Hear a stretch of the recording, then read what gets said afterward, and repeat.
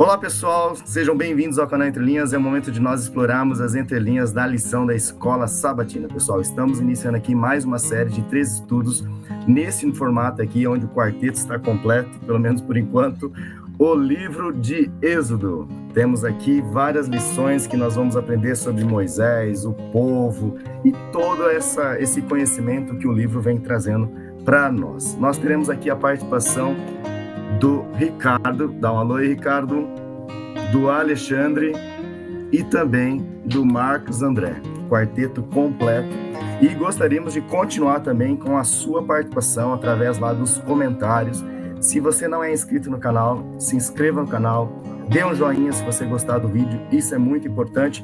A plataforma está criando aqui várias maneiras de você se envolver com o conteúdo e dela aumentar a relevância desse conteúdo dentro da plataforma, com valeu, com sendo membro, mas por enquanto vamos ficar no joinha e nos comentários, que já ajuda bastante, beleza, pessoal? Aguardamos a sua companhia, então, nesse estudo. Ainda aqui na introdução, gostaríamos de falar sobre o autor, né, dessa lição, que é o Dif Moscala, ou Dif Moscala, isso mesmo, que ele é professor de exegese e teologia do Antigo Testamento e também diretor do Seminário Teológico Adventista do Sétimo Dia da Universidade de Andrews, nos Estados Unidos. Então, nós teremos aqui, né, mais um teólogo aqui tratando de uma lição de livro, beleza? Mas chega de introdução e vamos para a lição.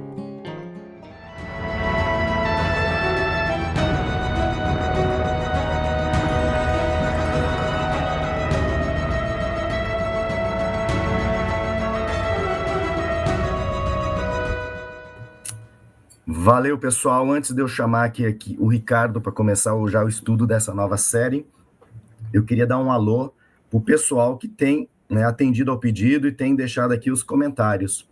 Dentre muitos aqui, queria agradecer Vanderlei Jacob, Beth Costa Nascimento, Manuel Guimarães, Maria Aparecida Moretti, Nelito Soares, Regiane Alves, que sempre está conosco aqui, Pedro Virgínio, Andréia Sampaio, Carlos Simões, Viviane Araújo, canal Lição Forte da Bíblia, Carmil Jorge sempre presente, Beth Souza, João Cavaco comentando conosco. João, tem um convite aqui, se o senhor quiser, faça parte desse quarteto aqui, numa participação em alguma lição, vamos tentar agendar isso. Também temos a Adriana com Vilma Chico Mendes e Nereide Pereira e vários outros que vão comentando aqui conosco durante a semana. Valeu, pessoal, pelo seu comentário, pela sua participação. Isso ajuda muito, né, na divulgação do canal aqui dentro da plataforma. Bom, antes de iniciarmos o primeiro estudo, né, sobre o nascimento, né, o povo oprimido e o nascimento de Moisés, vamos, né, nos concentrarmos agora e pedirmos a Deus, o Espírito Santo, para que nos guie nesses comentários. Oremos? Senhor Deus, nosso Pai, nosso Criador, gratos somos a Ti pela vida, pelas condições que nos deste de estarmos aqui reunidos, nós quatro, junto com mais de centenas e milhares de pessoas, que neste momento, ó Pai, gostaria de aprender mais, de nos aprofundar, de nos envolvermos mais com a Tua palavra, Senhor.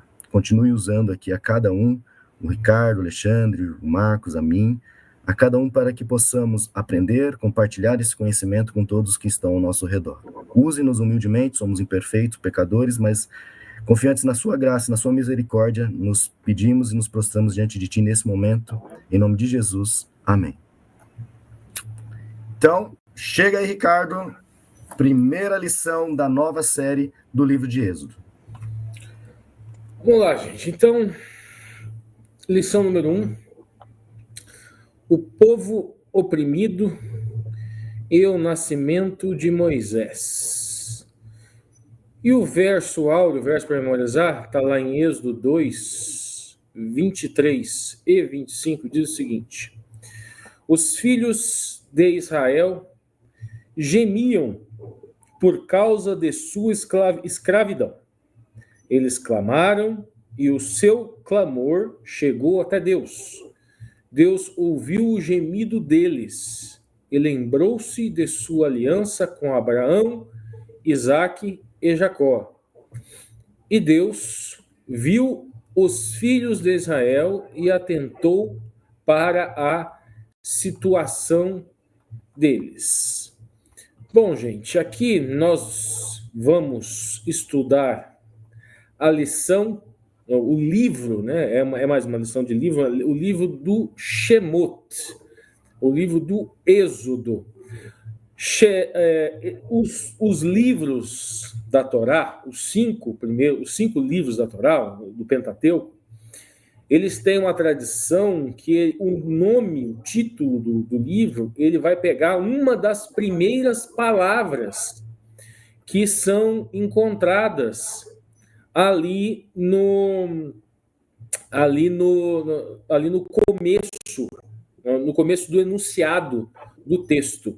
E Shemot é os nomes, inclusive vai estar na ponta da linha do próximo dia da semana. Mas o que eu queria marcar aqui, nesse verso áureo, é a expressão hebraica nakatan, aqui, que significa gemido. Só que esse gemido aqui é um gemido um pouco diferente. É aquele barulho, aquele barulho que a pessoa faz como se fosse um barulho natural de dor. Não é uma reclamação, alguns gostam, é como se fosse aquele barulho do sufocamento, como se fosse uma dor, como se fosse um suspiro de dor, mas assim, é um gemido do próprio corpo da pessoa, sabe? É algo profundo e natural, automático, vamos dizer assim. É um gemido. Alguns usam a expressão de um suspiro de dor. Algumas pessoas gostam de traduzir dessa maneira. E na tradição judaica, costuma-se falar, alguns rabinos costumam falar, que o Eterno criou o mundo pela palavra, Davar, e ele atende a súplica do oprimido, do seu povo, em razão justamente desse gemido. Vamos aqui agora para a ponta da linha, gente. O livro do Êxodo está cheio de relatos de pessoas oprimidas, marginalizadas, perseguidas, exploradas e desprezadas. Assim, aqueles que hoje se sentem abandonados, esquecidos e escravizados podem encontrar esperança, pois o mesmo Deus que salvou os hebreus também pode salvá-los. Bom, o autor ainda na ponta da linha, ele vai falar o seguinte: o Êxodo, o Shemot, né, fala das batalhas existenciais e das injustiças da vida. Todos podem ser encorajados pelas histórias das intervenções de Deus em favor do seu povo. Ele ouve o clamor, ele ouve o gemido, né, dos oprimidos, vê suas lutas, observa suas lágrimas e vem ao seu auxílio. Bom, gente, aqui tem uma questão desse livro da Parashat, né, dessa porção do Shemot. A questão é que a expressão Shem, que significa nome, ela também significa reputação. O livro do Shemot, ele trata de um contraste, gente, de dois nomes. Porque no Shemot, do mesmo jeito que vai aparecer o nome de Yashar-El, o nome de Yaakov, né, e Yashar-El, que é o povo de Israel, e os filhos de Yaakov, que dá origem às tribos de Israel, também tem o nome do Eterno. Erie, Esher, Erie, eu serei o que eu serei. Então esse é um livro, na verdade, um livro de contraste de nomes, ou seja, um contraste de reputações. Nós vemos a reputação do Eterno, Erie, Esher, Erie, ou seja, eu serei o que eu serei, tem várias interpretações, tem uma gama muito grande de interpretações sobre esse nome do Altíssimo, eu não vou falar todas, mas é aquela que eu prefiro, é a interpretação de que o Eterno, ele se faz tudo aquilo que for necessário para se comunicar e interagir e salvar a raça humana. Ele se faz sarça ardente, ele se faz, e é o principal, né, que nós cristãos acreditamos, ele se faz carne e vem habitar entre nós. Então é um livro também, um livro de contraste, e um livro também, livro de interação. É um livro de contraste da reputação do nome do Altíssimo com o nome de Yaakov, né, e Yasharel, que é o Yaakov, é um nome que ele carrega uma raiz como se fosse do calcanhar, né, como se fosse torto como calcanhar, e várias palavras são construídas a partir dessa noção de algo meio torto. E Yasharel, ele carrega uma conotação de retidão. Justamente o eterno interage com o humano e como se ele aplanasse, né?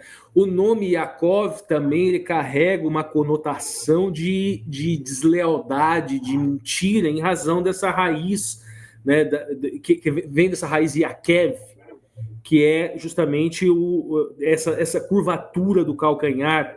E no livro do Shemot ele nasce depois de Esaú, né, como se tivesse pego pelo calcanhar. Vamos seguir na ponta da linha. Deus toma a iniciativa de libertar aqueles que confiam nele. Precisamos acertar pela fé, pela emuná, o que ele oferece. E por isso que devemos estudar o livro do Êxodo, pois ele aponta para o que Jesus fez por nós. É um livro que trata da redenção, libertação e salvação. E tudo isso nos pertence pela fé em Cristo Jesus, com base no que ele obteve em nosso favor. Em meio à adversidade, à escuridão, nos nossos olhos estivemos fixos em Deus, podemos reconhecer sua presença, cuidado e auxílio enquanto ele nos guia em direção à terra prometida. Vamos lá. Então aqui, gente, nós temos agora na lição de domingo o povo de Deus no Egito. Aqui no primeiro parágrafo, aqui na ponta da linha de domingo, o autor vai explicar aquilo que eu falei sobre o nome do livro, o livro do Shemot, né? Está lá no Êxodo 1, esses são os nomes dos filhos de Israel que entraram com Jacó, Yaakov, e aqui eu já expliquei a questão aqui também no Egito. Agora, como eu já expliquei essa questão dos nomes, né, a questão do Yaakov, que carrega uma raiz com essa questão do torto, que depois vira Yasharel, como se tivesse sido Yashar, é retidão, é Deus, como se tivesse sido, como ele for aplanado pelo Eterno, pela reputação, pelo nome do Eterno. É uma questão assim histórica, para o pessoal não se perder muito bem, para o pessoal não se perder aonde que nós estamos. Veja bem, vocês se situem com a história de José. A história de José no Egito. Os filhos de Jacó, eles entram no Egito, tem toda a história de José lá no Egito, passa-se muito tempo, eles se entendem, todos eles vão para o Egito, né? E José, ele tinha um alto cargo ali no Egito, ele tinha ganhado as graças do governante do Egito à época. Só que muito tempo se passou e eles cresceram muito, né? A linhagem deles, eles se multiplicaram, se reproduziram muito, e o tempo passou, e o faraó da vez, e daí tem várias especulações históricas aqui, que houve uma alternância de governos, né? Tem acho que até um vídeo do Rodrigo Silva que trabalha um pouco dessa especulação aí, mas isso também é uma questão que fica para os livros lá de história, lá, que não é o caso da lição, né?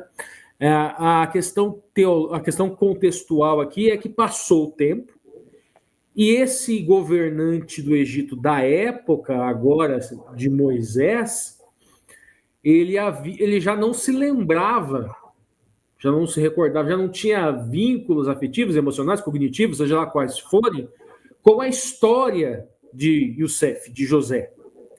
E o que eles viram? Viram um grupo de pessoas de uma nacionalidade que vieram de fora, mas já teria nascido ali no Egito várias pessoas, e estavam se proliferando e temeram.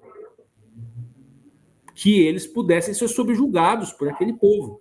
E aí começou a várias medidas, né, políticas para diminuir, para diminuir não, né, mas para evitar o risco deles serem subjugados. Então, lá no Êxodo 1 a 7, que nós já falamos, tem os nomes, né, dos filhos de Israel: Rubem, Simeão, Levi, Judá. Cada nome aqui tem um significado. O que nós podemos destacar aqui de mais importante nesses nomes, que nós podemos carregar da instrução da Torá, é Judá. Né? Judá foi aquela pessoa que se colocou no lugar. Ele aceitou, naquele caso em que José ainda não tinha se revelado aos seus irmãos, e Judá ele se coloca para ficar no lugar de Benjamim. Então, uma interpretação teológica, não é uma interpretação histórica nem linguística, é de que ali Judá estaria prefigurando o sacrifício de Cristo por nós, que se colocaria em nosso lugar. Então, uma interpretação aí alegórica dessa história, desses nomes aqui, nós podemos pegar outros nomes também, mas o Judá é o que mais se destaca, né? Que ele se colocou,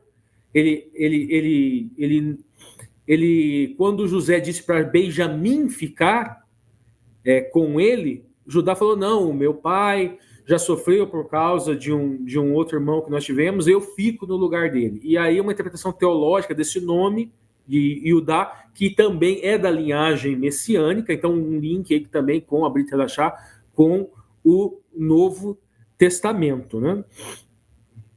Aqui na ponta da linha, o autor da lição vai dizer o seguinte: o livro do Êxodo começa com um lembrete da bênção de Deus, quando o patriarca Jacó e sua família se estabeleceram no Egito. Eram apenas 70 pessoas, mas os israelitas foram fecundos, aumentaram muitos, se multiplicaram e se tornaram extremamente fortes, de maneira que a terra se encheu deles. Quando saíram do Egito, eles já eram cerca de 600 mil a pé, somente de homens. Bom, depois o autor da lição vai pedir para a gente dar uma lida lá em Êxodo, no Shemot, do 8 até o 11. Qual era a condição dos israelitas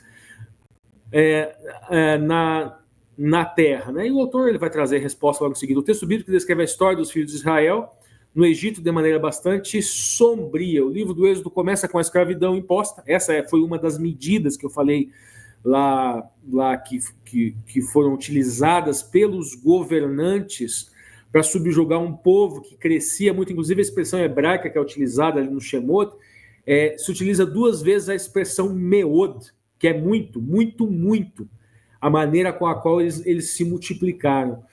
O livro termina, no entanto, com a presença serena e reconfortante de Deus no tabernáculo, que estava no Mishkan HaKodesh, no centro do acampamento israelita. Aqui o autor já dá um baita de um salto, né? Entre essas duas situações opostas é descrito o triunfo de Deus.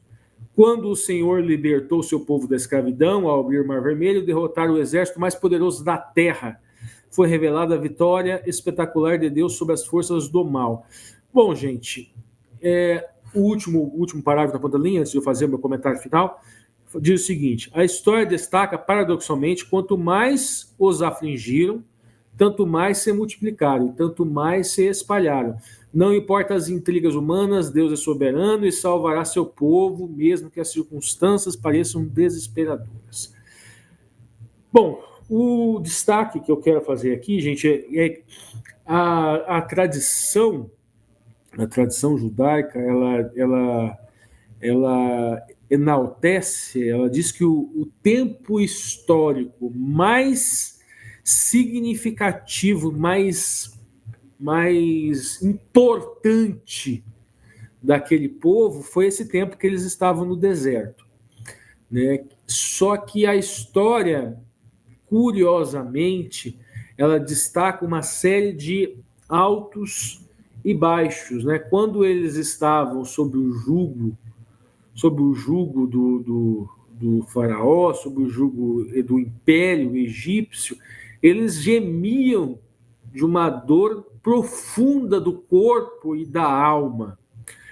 E no momento em que eles estavam no deserto, né, que segundo a tradição, diz que é o momento mais importante, por quê? Porque eles estavam sob a mão protetora, aquela nuvem protetora do Eterno, para conter o calor durante o dia, o frio durante a noite. Eles eram alimentados pelo Eterno, eles eram todas as suas necessidades, elas eram supridas pelo Eterno, e eles reclamavam também. Então, vejam bem, em um determinado momento eles gemiam de dor, em outro determinado momento eles resmungavam por estar sob a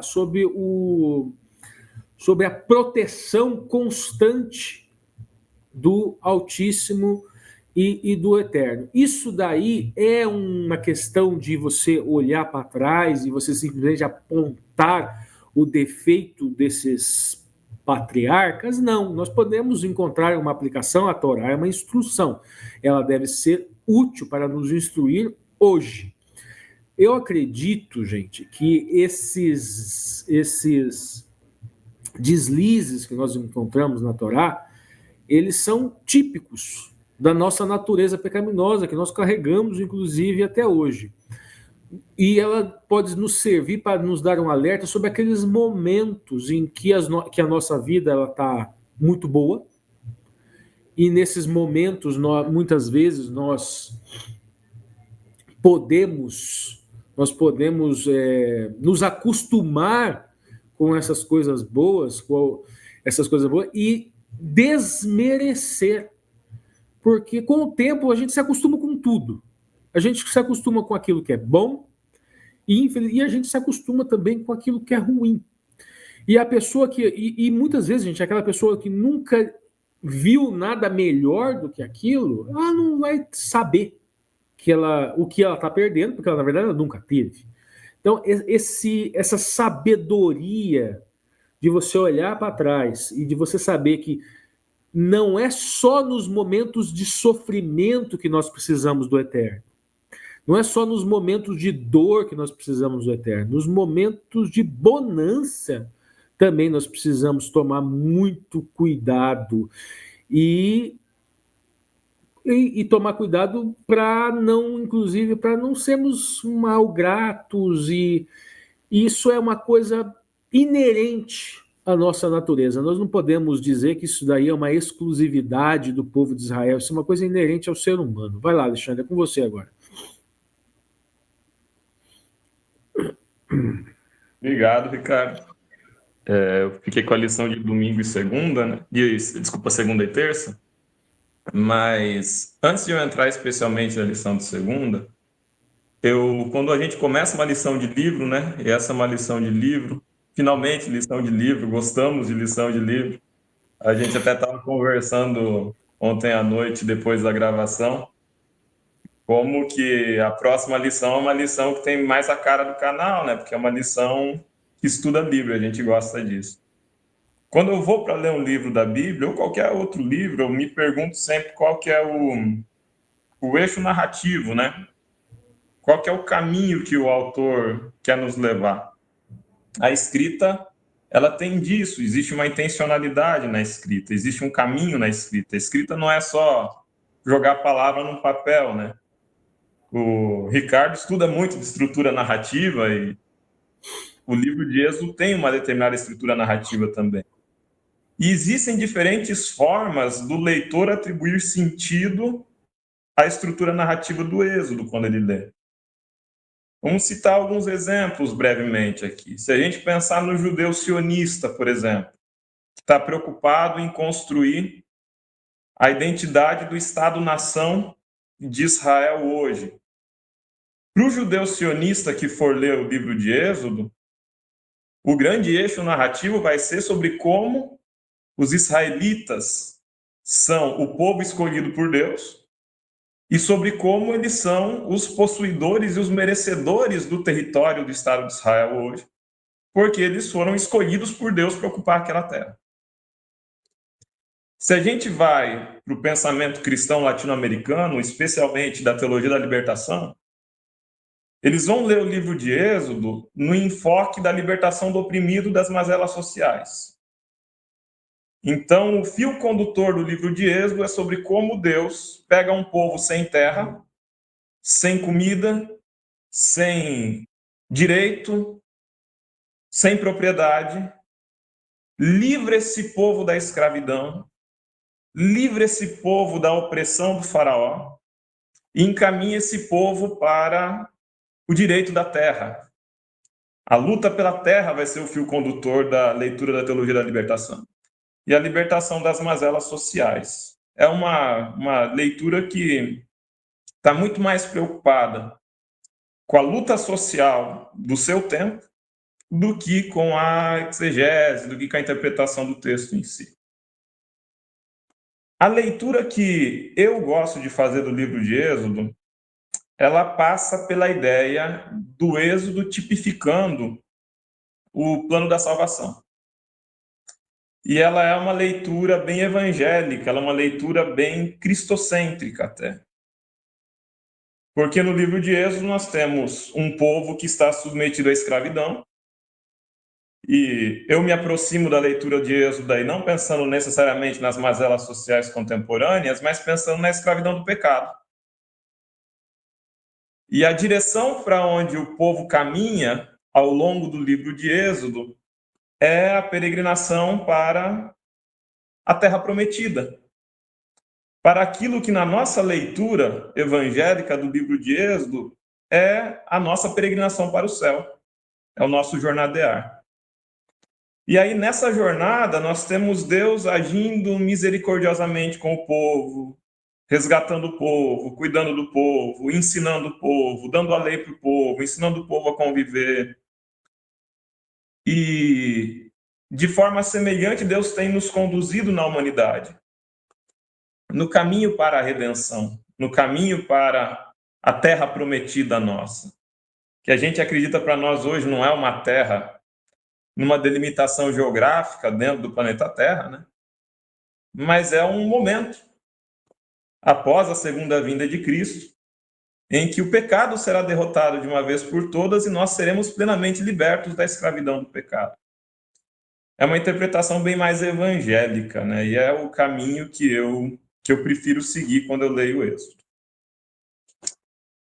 Quando eu vi o título da lição de segunda-feira, eu fiquei com um pouco de medo, fiquei um pouco, assim, receoso. Por quê? Eu sou historiador, como vocês bem sabem. Só que a minha área de especialidade está bem longe de história egípcia. Eu tive disciplina de história antiga na faculdade, eu estudei história egípcia, só que eu estudei isso no primeiro ano da faculdade e depois nunca mais retornei. A minha área de concentração no mestrado é História Política do Brasil República, então essa é minha área de estudo. Se eu vou olhar para a história egípcia aqui, eu entendo muito pouco. Eu entendo coisas como, por exemplo, que a construção das pirâmides ela foi anterior ao tempo da estadia dos hebreus no Egito. Isso é um exemplo de coisa que eu entendo.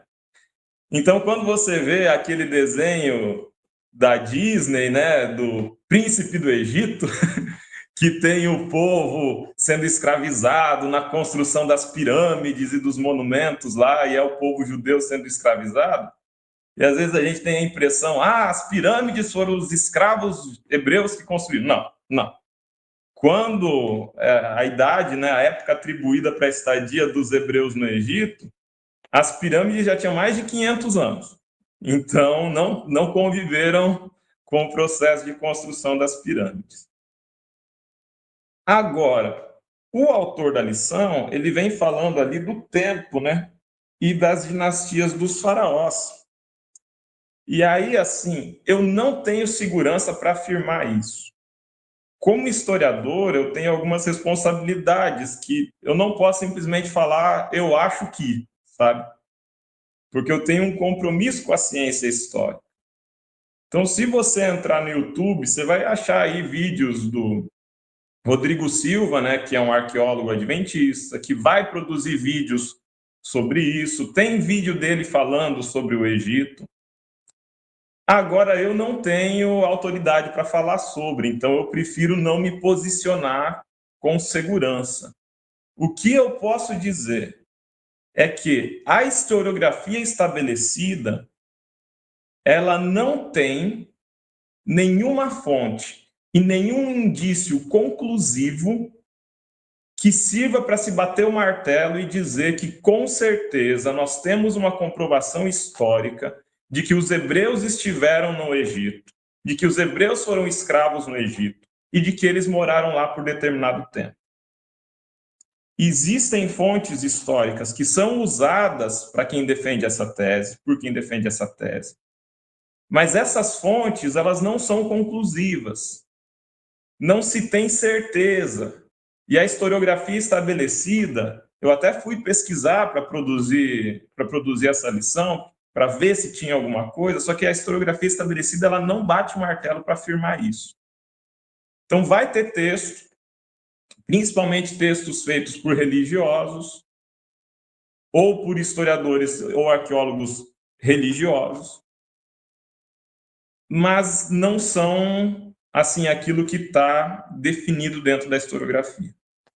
O que a gente tem, por exemplo, na arqueologia, são relatos relacionados à construção de complexos funerários e templários no Egito, principalmente numa vila de trabalhadores, só que daí já é num período posterior, Novo Império, especialmente numa vila chamada Deir el-Medina, em que a gente consegue constatar ali que os trabalhadores que executavam o ofício de construção de túmulos, de complexos templários, de complexos funerários no Egito, eles não eram trabalhadores escravos.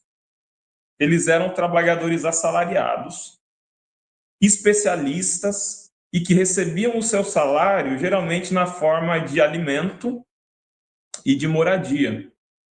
Só que era um excedente alimentar que permitia a eles a troca, porque a sociedade egípcia nessa época não era uma sociedade muito monetária, não tinha circulação de moeda em tanta quantidade. Então era muito comum que o trabalhador ele recebesse o seu pagamento em produto e ele pudesse fazer escambo desse produto. É só a gente pensar em Roma, por exemplo, teve período que o legionário recebeu o salário em sal, recebia pagamento em sal e produto. Então receber em produto não necessariamente significa que você fosse escravo. Por que eu estou falando tudo isso? É para a gente tirar da cabeça a ideia da construção da Disney, dos hebreus trabalhando como escravos na construção das pirâmides e dos templos egípcios. Não existe nenhum indício arqueológico disso. Então, a aproximação que eu faço desse conteúdo, do contexto histórico, não é uma aproximação do historiador. É uma aproximação do leitor de teologia e do leitor da Bíblia. E aí é muito mais seguro falar o que a Bíblia diz sobre isso, sabendo que a Bíblia ela é aceita pela fé e não pela comprovação científica ou técnica historiográfica. A Bíblia não é usada como fonte histórica aqui. Até porque é um livro muito traduzido, é um livro que tem uma preocupação de construção de uma narrativa histórica de um povo em específico e religiosa desse povo. E como historiador, a gente não pode pegar uma fonte escrita e usar ela como única fonte para afirmar algo. A gente tem que fazer um processo de crítica interna e externa à fonte. E a gente não faz isso com a Bíblia nesse momento. Então, só para deixar bem claro isso, que a gente tem que tomar esse cuidado, essa ressalva. E eu tomo ela pela questão da profissão. Como que o povo foi parar no Egito? Pela narrativa bíblica. A gente tem que voltar para Gênesis. E aí nós temos uma situação ali de fome. O povo desce para o Egito poucos. Desce Jacó e seus filhos, né? Jacó já tinha mudado de nome, já era Israel. Só que antes de Jacó e seus filhos descerem para o Egito, desce José. E é interessante que o José desce para o Egito como escravo. o povo vai para o Egito e vira escravo no Egito.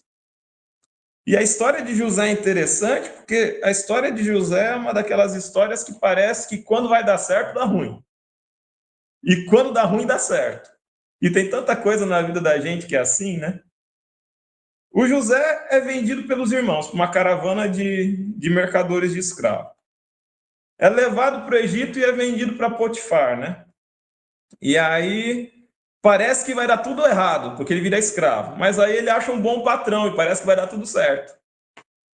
E aí, quando parece que vai dar tudo certo, ele está administrando os bens do patrão, vem a esposa de Potifar. Acontece um assédio sexual ali contra o coitado José. O José é molestado, ele sofre violência, ele sai correndo para manter a sua integridade, manter a sua lealdade ao seu senhor. E vira prisioneiro agora, ele cai para baixo de escravo. E aí, quando ele está na prisão, ele briga na prisão. Deus escolhe ele. E tem um texto em especial, que é o texto do capítulo 39, versículo 21, que fala assim: o Senhor era com José. E eu acho que da história de José o aspecto central é esse. E o que a gente aprende muito forte ali do contexto histórico é isso. O Senhor estava com José. Quer dizer o seguinte, que muitas vezes a gente não entende a situação que está vivendo.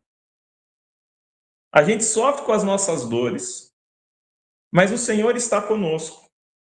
E eu complemento, o Senhor estava com José e o José estava com o Senhor, porque José escolhe permanecer fiel a Deus. E aí, mesmo como escravo, mesmo na prisão, Deus é capaz de nos abençoar aonde a gente estiver. E de produzir milagre, e de produzir misericórdia por meio da nossa ação. Vamos lembrar que José foi usado para salvar o Egito e para salvar os hebreus da fome. Então, ele cumpre um papel ali que é um papel usado por Deus. E o José, ele vai chegar ao cargo de segundo em comando no Egito, né? Então, ele não é pouca coisa, ele vai ser o governador de todo o Egito.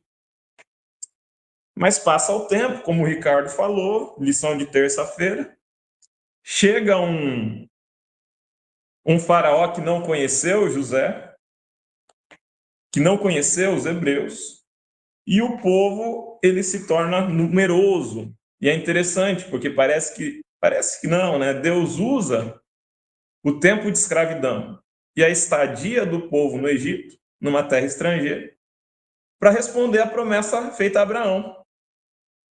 Porque Deus prometeu para Abraão: de ti farei uma grande nação. Mas vamos combinar que quando desce Israel e os 12 filhos e os filhos do filho para o Egito, eles não eram uma grande nação. O lugar onde Deus executa a promessa feita a Abraão de formar uma grande nação, literalmente, não a grande nação espiritual, né? Mas da semente de Abraão, é no Egito. E ali nós temos uma cena que é uma cena de extermínio, né, de um genocídio, quando os egípcios pretendem exterminar uma nação inteira. Primeiro momento que se tenta genocídio contra o povo judeu, né, foi ali, no Egito, porque se pretendia matar todas as crianças, homens, né, recém-nascidos. O povo era numeroso, os egípcios tinham medo, vem o decreto para matar os primogênitos, para matar todo recém-nascido depois. Né? Mas as parteiras, elas desobedecem o comando do faraó. E eu achei tão bonito quando o autor da lição, no terceiro parágrafo da lição de terça-feira, ele comenta o caso das parteiras Sifrá e Puá. Está em Êxodo 15, Êxodo 1, versículo 15, desculpa. E é legal a discussão que ele faz ali, porque o faraó dizia que ele era um deus, ele era filho do sol, ele era uma divindade. O Egito era um estado teocrático, todo mundo considerava o faraó um deus. E não é relatado o nome do faraó no livro de Êxodo. E é algo que eu não tinha me apercebido realmente, né? Não aparece o nome do faraó. Mas o nome das duas parteiras aparece. E eu acredito que tem um motivo para isso. É porque o livro do Êxodo não é sobre o faraó.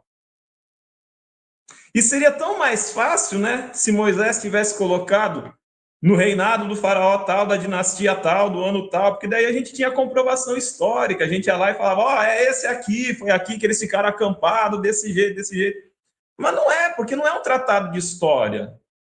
A intenção do Êxodo, do livro de Êxodo, não é comprovar que o povo esteve lá. A intenção do livro de Êxodo é contar a história de um resgate. Então é muito mais importante ter ali as duas parteiras que foram fundamentais nesse momento para a salvação das crianças, para a salvação do povo a ser resgatado e para demonstrar que a autoridade do faraó ela não alcançava a todos. Porque havia um Deus cuja autoridade era maior e que dizia não matarás, não vão matar os bebês não. É mais importante falar das parteiras do que falar do faraó. O faraó morreu debaixo do mar. A história do faraó, ela perde significância. O nome dele não aparece no Êxodo, mas o nome das parteiras está aqui. Quer dizer, tem lugar para os humildes também no livro de Êxodo. Tem lugar para os humildes no reino dos céus. É isso. Passo a bola para o Marcos André na lição de quarta-feira. O Ricardo levantou a mão. Seguinte, gente. Eu olhando a lição e ouvindo a fala do Alexandre, para mim é uma coisa muito nítida e eu queria que ficasse também muito nítido para você. Eu acredito que o Alexandre, por força da profissão dele, que no caso é o ofício dele, o Alexandre é historiador de ofício, ele não diz o que eu vou dizer agora. Primeiro, aqui, gente, na lição, e depois ele pode me corrigir se ele quiser. Lição de segunda, o contexto histórico. O autor apresenta aqui o contexto histórico mais provável para a história do Êxodo, e daí assim vai. E é muito comum no nosso meio, nós fazemos uma mistura de estruturas de linguagem que são diferentes. Vocês devem já ter percebido aqui no canal que eu sempre falo, e agora eu vou utilizar esse jogo de linguagem para ficar mais claro ainda, eu sempre trabalho com esferas discursivas, a esfera discursiva da linguagem, das estruturas linguísticas da língua hebraica, do texto, análise de texto, análise textual, e pincelo um pouco de teologia. O Alexandre vai para o lado dele, é o ofício dele, o histórico, e ele ficou nítido na fala dele, para mim, quando ele transita de uma esfera campo da atividade humana do historiador e vai para a esfera campo da atividade humana do cristão. E ele vai falar mais teologia. Por que eu estou criando toda essa introdução? Porque agora eu vou dizer aquilo que o Alexandre pode depois dar a opinião dele. Gente, essa história de que o contexto histórico mais comum, mais provável do Êxodo seja, e daí começa a falar Amenhotep I e assim por diante, isso não é uma verdade sob o ponto de vista da academia.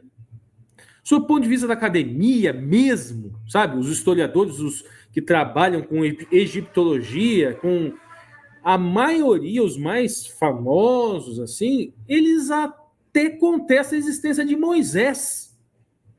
O Moisés histórico, eles falam que o Moisés histórico não é o Moisés bíblico. Então, se nós formos falar de historiografia mesmo, aqueles historiadores que não são teólogos, não vai bater com a história que está na Bíblia, gente. Vamos ter essa clareza, Nós aceitamos esse texto, o texto bíblico, eu aceito, o Alexandre aceita, nós aceitamos pela fé. Nós não aceitamos porque a historiografia tradicional, padrão, porque ela diz, porque os historiadores mais clássicos, os historiadores mais renomados corroboram com o texto bíblico. Não, isso é uma inverdade. Isso não é verdade. Então, assim, pode ter algum texto, algum estudo historiográfico que corrobore com o texto bíblico? Pode. Mas a bem da verdade é que na academia isso não acontece. Eles contestam várias datas, vários autores.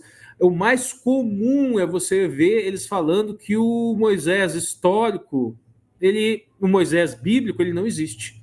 Que pode existir um Moisés histórico bem diferente, entendeu? Então vamos ficar no nosso quadrado teológico. Nós podemos buscar uma pinceladinha aqui e acolá, mas eu gosto sempre de estar marcando isso para vocês. Olha, estou pegando isso aqui na linguística, tá? Lá, na fala do Alexandre foi bem nítido, quando o historiador começou a falar e depois quando o Alexandre adventista começou a falar. Se o Alexandre quiser falar alguma coisa para complementar. Então é Marcos. Vai. Isso aí, obrigado Alexandre e Ricardo pelas contribuições aí. Eu ia até falar sobre isso, né, sobre a questão da datação, porque na lição de quarta-feira o autor ele trata de quem eram os reis, né, os faraós ali no período, e logo no início, né, ele diz aqui que é no tempo da 18ª dinastia, e eu ia exatamente destacar esse ponto. Então, obrigado aí pela contribuição de vocês, que já me eximiram aqui de um trabalho que nem é a minha área, né? Porque realmente a história não é a minha área. Então, eu queria só dar uma contribuição, não sei nem se eu vou estragar um pouco a participação do Alexandre, porque o Alexandre fez uma ponte tão legal, né, entre o nome da parteira ali e a ausência do nome do faraó, mas eu acho importante destacar isso, porque existe uma linha teológica mais liberal que diz exatamente o que o Ricardo acabou de dizer, que não existe um Moisés histórico, que os livros os 5 primeiros livros não foram escritos por Moisés, e que, na verdade, toda a história dos hebreus ela foi escrita em Babilônia. E a ideia seria que eles chegaram lá em Babilônia e se depararam ali com as bibliotecas e tudo mais, né? E eles, então, resolveram narrar a sua própria história para que ela ficasse registrada também. Isso poderia ser a pedido de um rei ou não, como aconteceu com a Septuaginta, por exemplo. Isso, teologicamente, é incorreto, né? É bem impreciso, porque a Bíblia narra Moisés como um personagem histórico, assim como todo o livro do Gênesis como um personagem histórico. E aí nós temos um dado interessante que pode corroborar a ideia de que o livro do Êxodo teria sido escrito por um Moisés histórico. Qual é esse dado? E aí que eu entro estragando a história do Alexandre. Por quê? Quando você vai para um período posterior, o nome dos inimigos do povo de Deus ele é narrado. Mas não era costume no Egito você dar nome aos seus inimigos. Quando, por exemplo, quando um rei tomava posse, né, quando um faraó tomava posse, e às vezes isso acontecia por meio de guerra, às vezes acontecia por meio de inimizade, vamos dizer assim, era comum você apagar o nome do rei antigo, do faraó antigo. Você ia lá nas tumbas, nos monumentos e apagava. E muito da dificuldade que nós temos hoje de identificar quem eram os faraós de cada período e tudo mais, se dá isso, porque eles assumiam e queriam acabar com a família anterior. E a maneira como eles tinham de fazer isso é apagando o nome. Então, talvez na narrativa bíblica, né, nós temos essa evidência de que Moisés, dado esse costume, ou seja, ele envolvido nessa cultura, ele imprimiu nos seus escritos esse costume, o costume de não dar nome aos inimigos, não dar nome àquele, e aí dar nome ao amigo, que no caso, as parteiras, né, que foram ali amigas do povo de Deus. Então essa é a parte mais teológica, né? Isso na teologia é usado como uma evidência, como outras evidências também que nós encontramos, né? Mas como um segundo plano, vamos dizer assim, vamos ficar com a fala do Alexandre, né? Que Deus escolheu propositalmente colocar o nome dessas pessoas ali, né? E é curioso, né? Quando você olha pessoas como os faraós, né, que eles desejavam a eternidade, desejavam se eternizar, construindo monumentos enormes como pirâmides e estátuas imensas, né? E aí o povo de Deus não podia fazer isso, né? Não podia construir altares, construir templos, construir monumentos para si mesmo. E se nós começássemos a falar aqui sobre o faraó mais famoso de todos, nós iríamos passar aqui 5 minutos falando sobre ele e esgotaria toda a nossa linha de argumentação sobre qualquer um dos faraós. Sobre Davi, no entanto, nós poderíamos falar aqui uma lição inteira, falar 2 meses, 3 meses inteiros aqui sobre a vida de Davi, um rei que aos olhos humanos ele é insignificante, né? Até pouco tempo atrás não existia nada que fora da Bíblia que pudesse dizer que Davi realmente existiu. Um achado arqueológico mais recente tem um anel, um selo, né, que traz o nome de Davi, mas anteriormente a isso não tem. E o nome de Davi é lembrado pelas crianças, por todos nós, né? Quantas pregações foram feitas por Davi, porque Deus escolheu o nome dele para ser colocado. E onde estão os nomes dos faraós que ergueram aqueles grandes monumentos? Então, estar com Deus é eternizar, é ir para a eternidade, né? Deus escolhe nos levar para a eternidade. Todas as conquistas humanas, eu acho que eu não falo para ninguém aqui que tem poder como um faraó do Egito, né? Então, tudo que você puder construir nesse mundo significa que daqui a 100 anos talvez algum parente muito próximo seu tenha lembrança de você, porque do contrário vai ser como se você nunca tivesse existido. No entanto, se nós colocamos o nosso nome no livro da vida, né, se nós permitirmos que Deus coloque o nosso nome no livro da vida, nós seremos eternizados, nós seremos lembrados por toda a eternidade. E aí eu entro na minha parte, na parte de quarta-feira, que fala do nascimento de Moisés. E aí nós temos aquela história dramática, né? Moisés ele foi criado até um certo período pela sua mãe, mas aí ficou inviável, né? O texto diz que ficou inviável mantê-lo em casa, porque havia um decreto de morte contra os meninos hebreus. E aí, nesse momento, então, ela faz uma escolha, né? Como mãe, Joquebede faz ali uma escolha, que é colocar o seu filho numa cesta, preparar uma cesta e lançar no rio Nilo, né? Nós podemos imaginar o perigo que aquele menino corria, mas pela providência de Deus ele foi tomado pela filha do faraó e foi criado e educado na cultura egípcia, ou seja, recebendo a melhor educação da época, recebendo acesso às melhores universidades, né? É uma maneira de falar, obviamente, né? E aí nós temos aqui a passagem, né, que em Êxodo capítulo 2, verso 2, diz que o menino era bonito, né? O que mostra que Moisés falava bem de si mesmo, né? Porque Moisés escreveu o livro de Êxodo e na hora de escrever sobre ele mesmo, ele diz, o menino é bonito, né?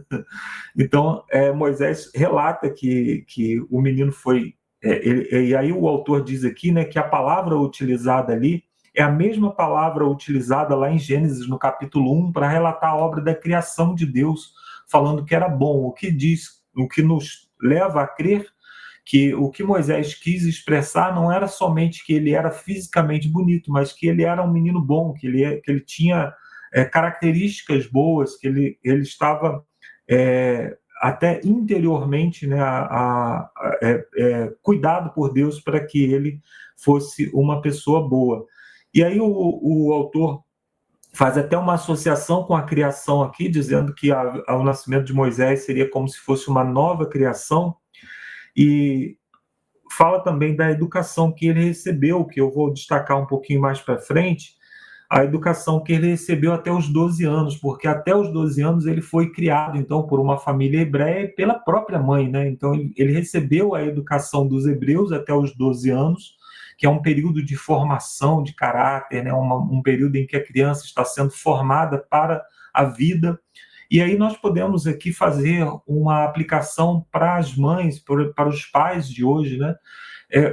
Aos 12 anos, talvez o seu filho vá para um colégio, ele tenha contato com outras culturas, com professores que não têm um pensamento exatamente cristão, com pessoas, mais na adolescência ele vai ter a associação com pessoas que podem não ter os mesmos valores cristãos. Então, o tempo que nós temos, assim como a mãe de Moisés, o tempo que, como pais, nós podemos realmente fundamentar verdades espirituais profundas no coração das crianças é nesse período, né?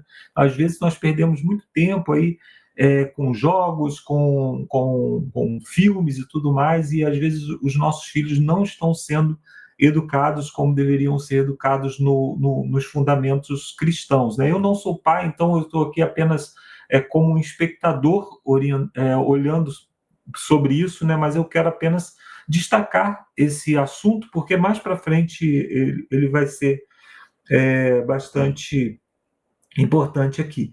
Outro assunto que eu gostaria de destacar aqui na lição de quarta-feira é o fato de que Moisés ele foi provavelmente a primeira pessoa alfabetizada a ter contato ou ser usada mais profundamente por Deus. Nós temos até Moisés as histórias a respeito de Deus sendo transmitidas apenas de maneira oral. Então, quando Deus se depara com uma pessoa alfabetizada, com uma pessoa que realmente tinha contato com as letras, vamos dizer assim, né? Tinha contato com a escrita, Deus usa Moisés para escrever a história, Deus usa Moisés para narrar aquilo que ele estava aquilo que até então era transmitido de maneira oral. É lógico que esse tempo foi um tempo muito importante, porque foi a formação da nação judaica, né, da nação hebreia ali no deserto, mas é importante nós pensarmos também que Deus ele sempre pretende nos usar. Porém, eu posso ser uma ferramenta quebrada ou uma ferramenta afiada na mão de Deus. Se eu tenho preparo, se eu estou me preparando intelectualmente, se eu estou me desenvolvendo intelectualmente, se eu estou estudando, se eu estou me capacitando, Deus tem a possibilidade de me usar de uma maneira muito mais profunda. Deus vai nos usar como nós somos, porque nós somos sempre instrumentos falhos na mão de Deus. Porém, quanto mais nós nos preparamos, mais nós preparamos também a obra de Deus. Então, Moisés, como eu disse, né, talvez ele tenha sido o primeiro a receber uma educação formal, o primeiro a ter contato com a escrita, e aí então Deus o utiliza para registrar essas coisas. Então é importante a gente estar sempre disponível a Deus com o melhor que nós temos para a educação, né? Para educar na justiça, como diz o apóstolo Paulo, né? E aí, na parte de quinta-feira, nós temos mudança de plano, né? O autor, ele fala aqui sobre como que a vida de Moisés mudou a partir do momento em que ele se depara ali com uma cena de abuso, né? Era um egípcio que espancava um hebreu, e ele, então, entra em defesa desse hebreu e acaba assassinando um egípcio. E é lógico que não era plano de Deus que ele cometesse esse assassinato, né? Deus é claro na sua lei em dizer que nós não devemos cometer assassinato, nós não devemos nos valer da violência como forma de nos comunicarmos, vamos dizer assim, né? Então ele talvez ali ele tenha se excedido, porém nós vemos que isso foi utilizado para que Moisés também ele se preparasse para a nova fase da sua vida. E essa primeira fase da vida de Moisés, né, 40 anos, e Moisés muito confiante nas suas próprias capacidades, muito confiante na sua própria força, muito confiante nos seus próprios impulsos. Então, eu acho que se naquele momento Deus chamasse Moisés para liderar o povo para a saída do Egito, eu acho que Moisés bateria no peito e diria: é comigo mesmo, estou preparado. Né? Mas aí Deus precisava moldar Moisés. E aí Moisés foi levado para o deserto, né? Ele fugiu para o deserto, né? No capítulo 2, verso 15, diz que, informado desse caso, no caso do assassinato de um egípcio, o faraó quis matar Moisés, porém Moisés fugiu da presença do faraó e foi morar na terra de Midian. Chegando lá, sentou-se junto a um poço. E aí Moisés, então, passou a cuidar de ovelhas entre os midianitas, e quando Deus o chama 40 anos depois, aí ele já estava vazio, né? Ele diz: não dá para mim, eu nem sei falar direito, não está aí. É esse tipo de gente que Deus gosta de utilizar, né? Pessoas que, apesar de estarem preparadas, mas não confiam em si mesmo, confiam no poder de Deus para agir. Nós ainda não vamos falar hoje sobre o chamado de Moisés, né? Nas lições posteriores nós vamos falar, e aí podemos aprofundar um pouco mais. Provavelmente o próprio autor vai aprofundar um pouco mais no fato de que ele não se sentia preparado. Então, Deus utilizou isso para tirar Moisés do trono, né? Para tirar Moisés da pretensão ao trono, vamos dizer assim. Talvez Moisés ele tivesse articulações políticas para ser o libertador, talvez Moisés estivesse se preparando fisicamente para ser esse libertador, mas Deus o tirou daquele ambiente e o mandou para o deserto. E Moisés, ele nesse ponto, ele tipifica o próprio Jesus Cristo, né, que abandonou o trono ao qual ele tinha direito para viver aqui no meio de nós, no deserto, né, pisar essa terra podre, pisar nessa terra de pecado. Então Moisés aqui ele é uma tipificação de Cristo, obviamente. E ele, então, quando Cristo vem para nos resgatar, é exatamente isso, né? O trono ao qual ele tinha direito, ele não fez caso disso, é o que diz lá em Filipenses, no capítulo 2, né? Mesmo existindo em forma de Deus, ele não julgou como usurpação o ser igual a Deus, mas se esvaziou e se tornou um ser humano, se tornou como nós. E aí Moisés, então, vem ao nosso meio, né? Ou melhor, vai ao deserto e depois, então, foi chamado por Deus para essa libertação. Então, o fato de que ele poderia, né, ser considerado um Deus, né? Moisés aqui ele tipifica Jesus, mas ele poderia tipificar Satanás também, né? Porque ele poderia querer ser como Deus. Ele poderia desejar: eu serei como Deus, eu me assentarei no trono, serei semelhante ao Altíssimo. Mas Moisés fez a escolha, ao invés de ser como Deus, servir a Deus, que é o que nós devemos escolher todos os dias, né? Ao invés de nos assentarmos no trono da nossa vida, nós colocarmos a nossa vida a serviço de Deus. E aí os egípcios ficaram sabendo, né? Tem um trecho aqui do livro Patriarcas e Profetas, que diz que os egípcios ficaram sabendo do caso, e a notícia chegou com bastante exagero aos ouvidos do faraó, e aí o fato de que Moisés chegava ao Egito anunciando um Deus a quem ele servia foi visto como uma insurreição, visto que o próprio faraó era visto como Deus. Então, quando Moisés se demonstra ali como um servo de Deus, foi visto isso como uma insurreição política, e todo esse envolvimento ali que nós vemos, né, entre uma disputa entre o faraó e Moisés e Arão, né, isso tudo era, aos ouvidos do faraó era como se fosse uma disputa política, né? Então, aqui diz que Moisés viveu 120 anos e sua vida pode ser dividida em 3 períodos de 40 anos. Os primeiros 40 anos passados no Egito, muitos deles no Palácio Real. O segundo período de 40 anos foi vivido na casa de Jetro, lá em Midian, e os seus últimos 40 anos, no entanto, que ocupam a maior parte dos primeiros 5 livros da Bíblia, que nós vamos também estudar nesse trimestre, mostram a história inicial do povo de Israel para testemunhar a um mundo que estava mergulhado na idolatria, revelando a natureza e o caráter de um Deus verdadeiro. Mas eu quero dividir aqui, incluir mais um período aqui na vida de Moisés, que é o período inicial dos 12 anos que ele passou na casa da sua mãe, que talvez tenha sido o período mais importante da vida dele, que foi o período que ele foi educado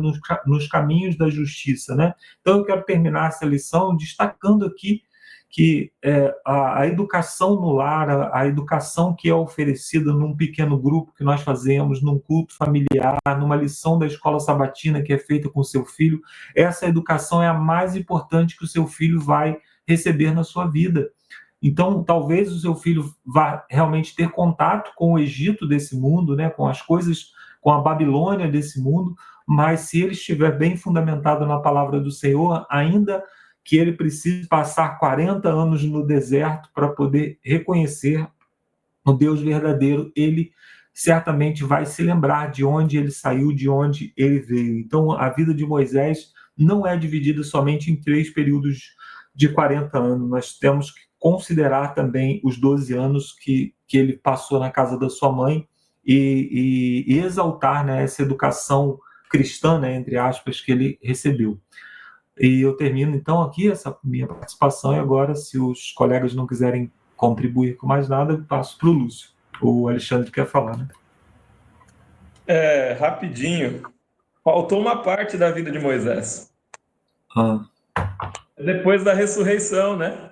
E a parte sim, que eu acho que para nós traz muita esperança, porque a gente pensar que a vida de Moisés acabou, mas recomeçou. E ele é a primícia dos que morrem em Cristo, né? O apóstolo Paulo fala que a morte reinou, né,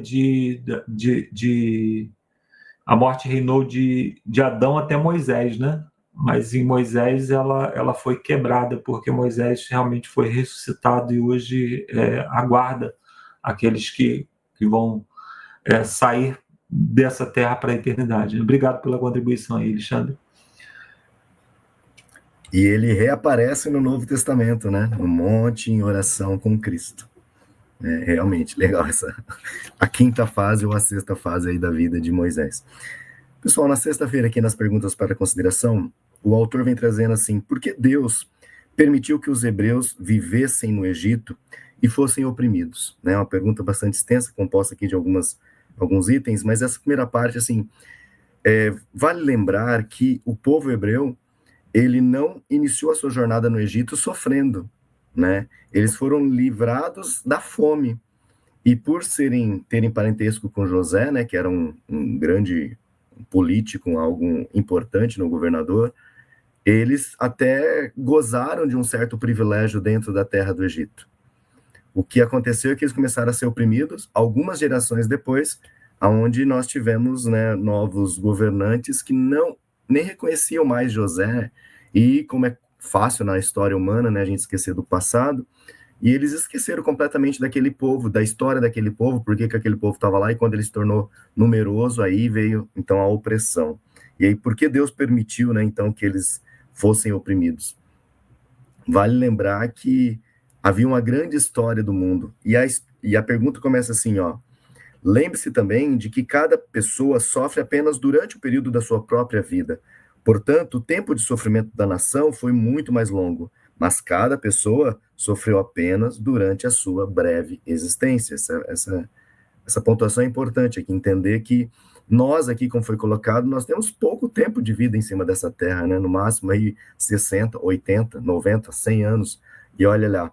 Mas existe toda uma história sendo construída.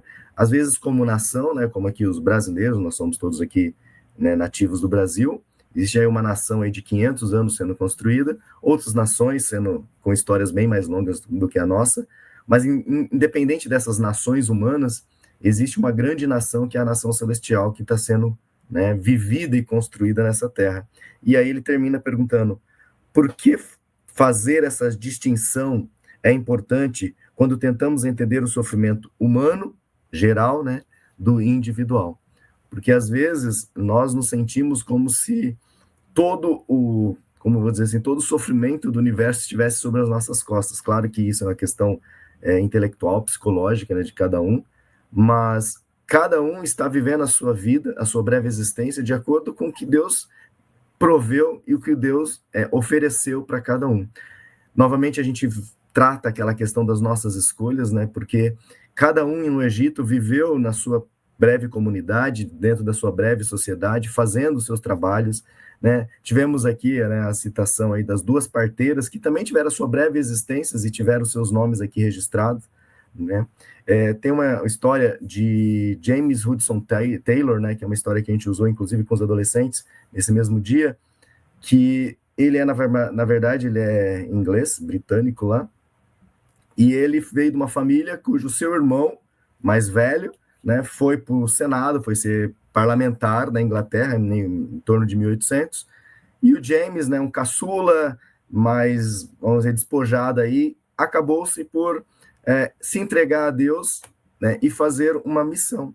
E hoje, né, nós lembramos, né, nos livros mais de James Hudson Taylor do que o seu irmão, e o seu irmão na enciclopédia, né, é citado lá, fulano, irmão de James Hudson Taylor. E na biografia de Hudson Taylor nem é citado o irmão dele, ou seja, na questão um teve uma influência humana muito forte, mas no seu período, e não existiu, e um evangelista, né, que temos o nome dele aí, e inclusive ele é fundador de uma grande obra aí transoceânica, né, e o pessoal lembra dele. Então, às vezes, nos colocando nas mãos de Deus para fazer a vontade de Deus, a nossa, como foi falado aqui, a nossa existência não se encerra, né, com o final do sopro de vida, mas permanece por muito mais tempo. Então, é importante entender, né, a nossa breve história como as longas histórias que estão por acontecer aí. Por isso que a gente prega o evangelho, né, pessoal?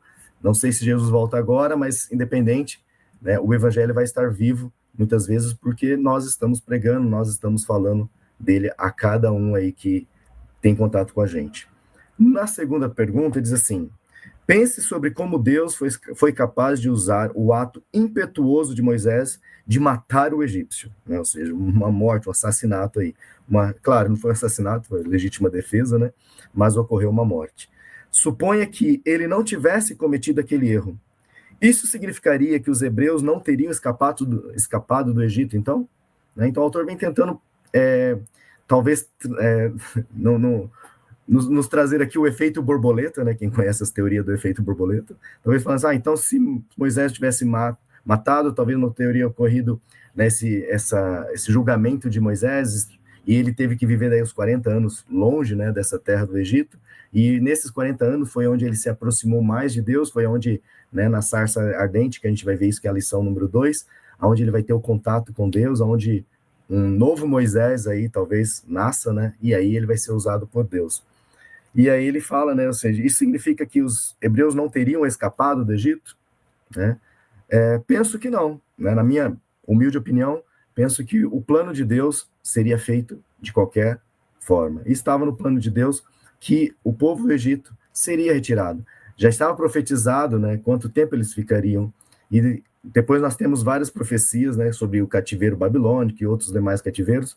Então, o plano de Deus vai ser executado. Eu não penso que por fato de eu ou você, né, negarmos, né, sermos usados por Deus, que a obra de Deus vai parar ou que a obra de Deus vai mudar. A própria obra adventista, nós sabemos, né, houve o chamado para várias outras pessoas, né, e Ellen White foi quem aceitou, de certa forma, ouvir a voz de Deus e seguir, né, no seu ministério aí profético. Então, penso que é importante que a gente pregue, claro, é importante, mas isso é um privilégio. A gente sempre fala aqui no canal, né?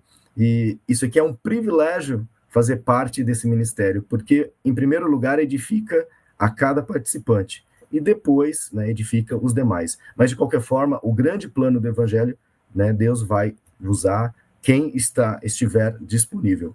O privilégio é que eu esteja e que você também esteja disponível, mas que o evangelho vai avançar e que Jesus vai voltar, sabe? Eu tenho aí eu vou colocar minhas entrelinhas aqui, né? Eu tenho aquela questão da apressar a volta de Cristo, não sei, né, como a opinião de vocês, né? Mas eu não sei se eu consigo apressar, se eu consigo adiar. Eu tenho uma certa... Mas eu sou muito... O pastor Pedro diz, né, que nós podemos, apressar a volta de Cristo. 2 Pedro, capítulo 3, ele diz que... então, do ponto de vista humano, sim, né? Mas Deus já tem uma data, né? Deus já sabe se nós vamos apressar ou não. Exato, O que eu quero apressar, na verdade, é o reino de Deus para o meu amigo. Porque através de levar o evangelho para ele vai conhecer Jesus mais rápido e vai fazer menos besteira na vida, talvez, e possa gozar aí de uma vida mais próxima de Deus, uma vida mais, vamos dizer, mais cristã, né? Ricardo? A Bíblia, ela usa figuras de linguagem, o apóstolo Paulo, o apóstolo Pedro, e é muito comum a gente tentar transformar figuras de linguagem em realidades ontológicas, em coisas materiais, coisas, sabe, transformar numa teologia profunda sobre a natureza do tempo e do espaço, sendo que o texto bíblico não se dispôs a fazer isso. A Torá, os profetas, os apóstolos, eles não se propuseram a criar, para discutir física quântica, física teórica, cosmologia do tempo e do espaço, mas eu me recordo ainda antes desses fenômenos hollywoodianos, esses filmes de viagem no tempo e que o Lúcio, por exemplo, mesmo citou, de efeito borboleta, coisa e tal, era comum ainda, me lembro, na década de 80, a construção do IC, a elucubração, a especulação do IC. Essa especulação do IC para Deus é muito até lúdico e interessante com relação ao sábado. Um final de sábado, uma roda, sabe, uma gincana, alguma coisa assim. Agora, uma discussão de teologia profunda não é o caso. O apóstolo Paulo diz que, quando ele diz isso, ele não está querendo criar nenhum paradigma astronômico sobre o Big Bang, sobre realidades paralelas, sobre viagem no tempo, sobre nada disso. Ele está simplesmente querendo enfatizar a necessidade da ação humana no ato de evangelizar. Só isso. Ele usa uma figura de linguagem, na tentativa de passar uma necessidade e uma urgência do cristão do evangelizar, do levar a mensagem. Então ele utiliza essa expressão como acredito eu, a leitura que eu faço no sentido figurado. Não é numa intencionalidade de discutir a ontologia do Cronos. Claro que é perfeitamente possível interpretações diversas. Eu prefiro a interpretação mais simples, figura de linguagem. Isso aí. Então, ou seja, o mais importante de tudo é vamos viver o evangelho e vamos falar do evangelho e pregar o evangelho. Eu abri o texto aqui, ele diz aguardando e apressando-vos, e não apressando o dia. Nós que devemos nos apressar para o preparo para a vinda do Senhor. Né? Essa leitura é ainda melhor ainda. Só uma última coisa. Enquanto o Lúcio estava falando, o Lúcio, no começo, ele não leu um comentário. 4 iludidos pelos papas da Romã. Eu tenho realmente um pé de romã, viu? Eu fui lá buscar e eu sou um papa romã, realmente. Tá? Olha, põe o romã aí. Gabriel. Ó, olha que a Romã aqui, ó. Foi pegar lá do fundo. Gabriel é nosso querido comentarista de sempre. Deus abençoe, Gabriel. É isso aí. Deus abençoe. Pessoal, graças a Deus, encerramos aqui mais um estudo, mas fiquem alertas, no segundo estudo, como vocês perceberam, né, nós estudamos aqui praticamente o capítulo 1 de Êxodo, e no segundo estudo aqui vamos avançar um pouco já para o capítulo 1 e 2, né, vamos só avançar para o capítulo 3 de Êxodo e vamos ver a sarça ardente. Então, fiquem ligados, espero que vocês curtam essa nova temporada, participem bastante.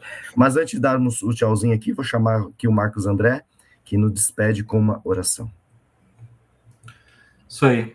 Então, vamos concluir mais um estudo da Palavra de Deus, né, que se inicia, e espero ter aí um trimestre que vai nos acrescentar muito espiritualmente. Vamos orar. Santo e bom Deus, muito obrigado pela oportunidade de iniciarmos aqui juntos mais um estudo da Tua Palavra. Nós te pedimos, Senhor, que onde esse vídeo chegar, o Teu Espírito esteja mediando as palavras, mediando o nosso falar, o nosso pensar, para que tudo esteja alinhado com a Tua vontade, que a Tua Palavra continue nos corrigindo, nos aperfeiçoando e nos moldando para a eternidade. Te pedimos, Senhor, pela Tua graça, que o Senhor nos perdoe as faltas, os pecados e nos salve cada dia para o Teu reino, nos preparando através da lição, através da Bíblia, através do Teu Santo Espírito, para um encontro breve com Jesus, para que possamos sair do Egito desse mundo para encontrar com o nosso Salvador. É o que te pedimos por Jesus. Amém. Amém. Deixa eu colocar todo mundo aqui. Então, nos vemos na segunda lição dessa nova série. Até lá. Tchau, tchau, pessoal.